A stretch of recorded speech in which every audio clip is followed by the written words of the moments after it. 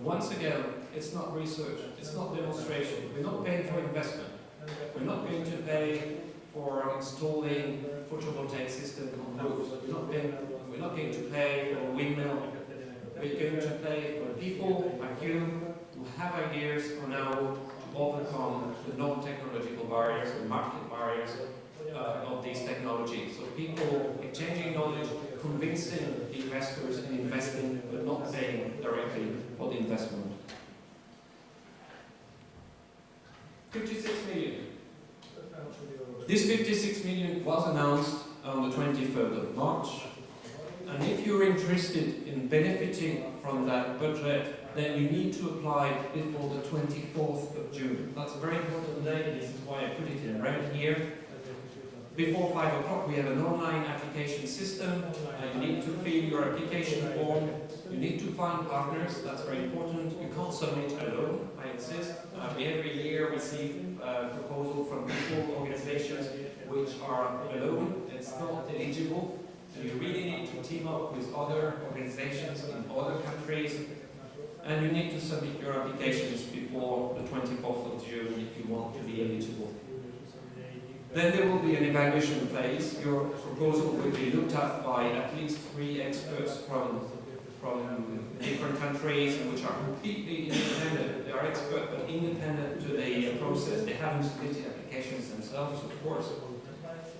In mid-December you will be informed whether your project has been retained for funding, and if that's the case then we will enter into negotiations with you, and in April 2011 we will sign the contract and your project can start. Keep that in mind. At a certain time before your contract can be signed if you're successful. That means think of projects which will be implemented next year, but not projects which you want to implement this year, because in terms of procedures that won't be possible. So really, in the rest of my presentation, I would like to first present briefly the funding priorities that we have this year, and then in the rest of the speech, give you some tips on how to submit proposals. Let's start with the funding priorities here. We've got 4 families of priorities. The ones dealing with energy efficiency, rational use of energy, energy savings. This is called SAVE. That's the first family of priorities. The second priority are the priorities, the second family are the priorities linked to energy efficiency in transport, and that is called STEER. We also look at funding projects related to the production of renewable energy sources, and that is called Alternative. And finally, we also have priorities linked to both the supply of clean energy and also the use of the efficient use of energy, and that is called integrated initiative because that is mixing a number of the above priorities. This is more horizontal if you want. Roughly speaking, we are planning to spend about 20 million on the SAVE, about 10 million on the STEER, about 20 million under Alternative, and another 6-7 under the integrated initiative. But that's purely indicative. That's an indicative budget. If proposals are much better here on the transport, then we may spend a little more. If SAVE, for instance, doesn't get a lot of good proposals, then we would spend less there. It's really indicative, but that gives you an idea also of how we set priorities in the program. Let's start with SAVE. We have 2 priorities there. One on buildings. If you've looked at Anita's graph, you can see that energy efficiency in buildings is one of the most expedient way to reduce energy and to help us meet the 2020 targets. Another priority on consumer behavior, which I will explain in a second what it is. In terms of buildings, focus this year is on existing buildings. So we're every day looking for proposals addressing new buildings. It's mostly existing buildings that we're looking for. And we want to focus on the operational efficiency of buildings. We know that there are lots of measures which have very low cost and can bring a lot of savings, like if we improve the maintenance of buildings, the commissioning, like if we fine-tune the control system, or if we install very simple control systems in buildings. And there can be a lot of savings achieved there. What we want, first of all, are actions in the field of non-residential buildings, universities, office buildings, etc. Because that's an area which has not been very well covered so far.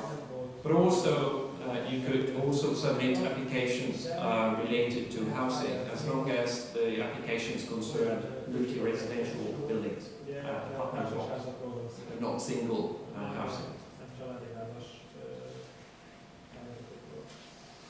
Consumer behavior. There, the important word is consumer.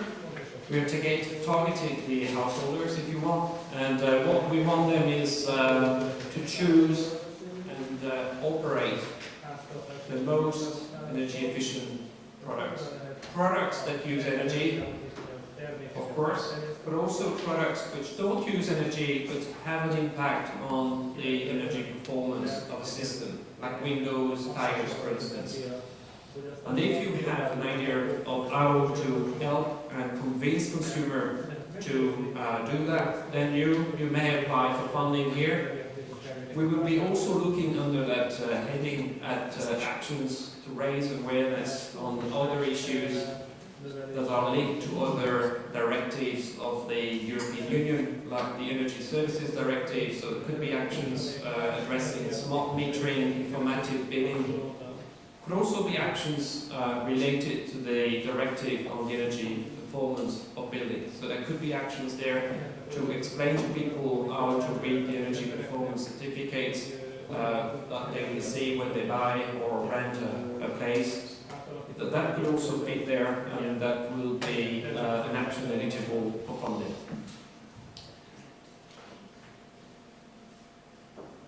Understeer, the transport. Two actions. First of all, energy efficient transport.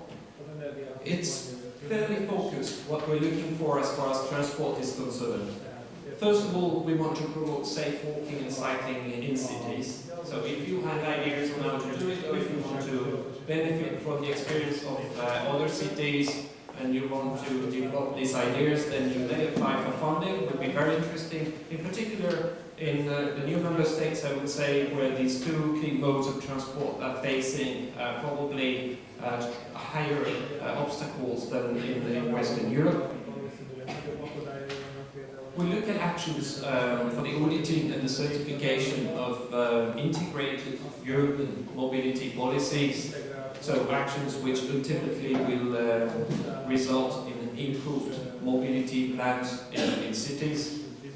We know that many people will continue to use their car, so for these drivers we would like to have eco-driving schemes, eco-driving lessons, how to drive in the most efficient way.